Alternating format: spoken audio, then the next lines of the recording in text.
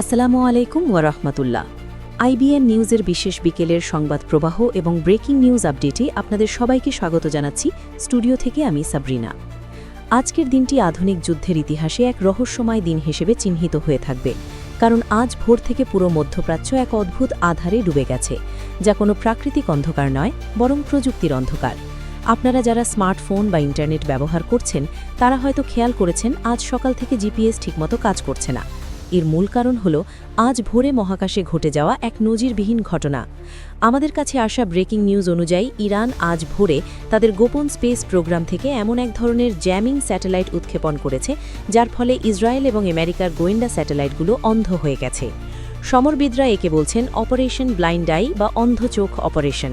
এর ফলে আজ সকাল থেকে ইসরায়েলের আয়রন ডোম সিস্টেম কাজ করছে না এবং তাদের মিসাইলগুলো দিকভ্রান্ত হয়ে সাগরে বা নিজেদের লোকালয়ে আছড়ে পড়ছে। এই সুযোগে হিজবুল্লাহ আজ দুপুরে ইসরায়েলের অত্যন্ত গোপন পরমাণু ঘাঁটি দিমোনার দিকে এক ঝাঁক ড্রোন পাঠিয়েছে, যা রাডারে ধরা পড়েনি এবং সেখানে বড় ধরনের বিস্ফোরণের খবর পাওয়া গেছে। যদিও ইসরায়েল বিষয়টি ঝামাচাপা দেওয়ার চেষ্টা করছে, কিন্তু আগুনের ধোঁয়া স্যাটেলাইট ছাড়াই খালি চোখে দেখা যাচ্ছে। অন্যদিকে গাজার পরিস্থিতি আজ এক ভিন্ন মোড় নিয়েছে।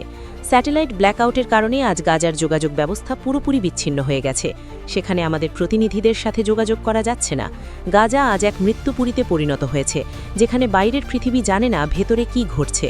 তবে শেষ যে খবর আমরা পেয়েছি তা হলো যোগাযোগের অভাবে ত্রাণবাহী ড্রোনগুলো ভুল জায়গায় ত্রাণ ফেলছে এবং সেই ত্রাণের ক্যান বা টিনগুলো বাতাসের বেগে নিচে পড়ে বোবার মতো কাজ করছে। আজ জাবালিয়া ক্যাম্পে ত্রাণের বস্তা মাথায় পড়ে অন্তত 10 জন ক্ষুধার্ত শিশুর মর্মান্তিক মৃত্যু হয়েছে বলে খবর পাওয়া গেছে।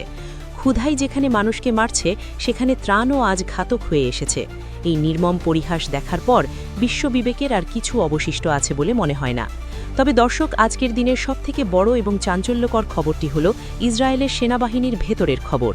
আজ দুপুরে গোলানি ব্রিগেডের একটি ব্যাটালিয়ন গাজায় ঢুকতে অস্বীকার করেছে এবং তাদের কমান্ডারকে গুলি করে হত্যা করেছে বলে গুজব ছড়িয়ে পড়েছে।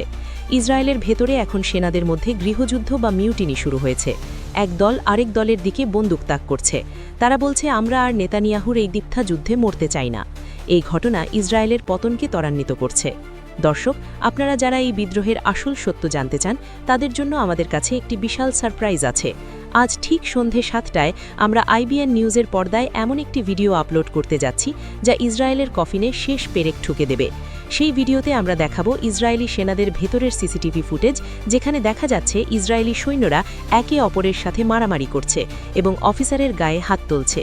এই ফুটেজটি লিক করেছে তাদেরই এক বিদ্রোহী সেনা, যা আমাদের হাতে এসে পৌঁছেছে। তাই আমি আপনাদের বিশেষ অনুরোধ করব, আজ সন্ধে 7টার সেই ভিডিওটি মিস করবেন না এবং দেখার জন্য এখনই চ্যানেলটি সাবস্ক্রাইব করে বেল আইকনটি অন করে রাখুন, কারণ সন্ধে 7টার ভিডিওটি দেখলে আপনি বুঝতে পারবেন ইসরায়েলের পতন আর মাত্র কয়েকদিনের ব্যাপার। দর্শক, বিশ্ব অর্থনীতির দিকে তাকালে দেখা যায় আজ স্যাটেলাইট বিভ্রাটের কারণে বিশ্ব ব্যাংকিং সিস্টেমে বড় ধরনের ধস নেমেছে। সুইফট বা আন্তর্জাতিক লেনদেন ব্যবস্থা আজ দুপুর থেকে অচল হয়ে আছে, যার ফলে বাংলাদেশের রেমিটেন্স আসা বন্ধ হয়ে গেছে এবং অনেক এটিএম বুথে টাকা নেই বলে গ্রাহকরা অভিযোগ করছেন। ঢাকার মতিঝিলে আজ দুপুরে ব্যাংকগুলোর সামনে গ্রাহকদের দীর্ঘ লাইন এবং হট্টগোল দেখা গেছে। অর্থনীতিবিদরা বলছেন, এই ডিজিটাল ব্ল্যাকআউট যদি আর 24 ঘন্টা থাকে, তবে বিশ্ব অর্থনীতিতে 1929 সালের মতো গ্রেট ডিপ্রেশন বা মহামন্দা দেখা দেবে, যা সামলানোর ক্ষমতা আমাদের নেই। তাই আমাদের এখনই হাতে নগদ টাকা রাখতে হবে এবং সতর্ক হতে হবে। দর্শক, আমরা আইবিএন নিউজ আপনাদের কথা দিচ্ছি, আমরা 24 ঘন্টা আপনাদের সাথে আছি এবং এই প্রযুক্তিগত বিপর্যয়ের মধ্যেও আমরা অ্যানালগ পদ্ধতিতে বা বিকল্প উপায়ে মাঠ পর্যায় থেকে খবর সংগ্রহ করছি। আমাদের প্রতিনিধিরা জীবনের ঝুঁকি নিয়ে কাজ করছেন, তাদের জন্য দোয়া করবেন। আজ আমরা বিকেলের এই ম্যারাথন আয়োজন এখানেই শেষ করছি না, বরং এটি চলবে।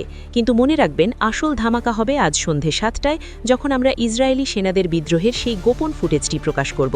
তাই চোখ রাখুন আইবিএন নিউজের পর্দায় এবং অপেক্ষা করুন সেই মাহেন্দ্রকোণের জন্য। ততক্ষণ পর্যন্ত আপনারা ভালো থাকুন, সুস্থ থাকুন এবং অবশ্যই সত্যের সাথেই থাকুন। আল্লাহ হাফেজ।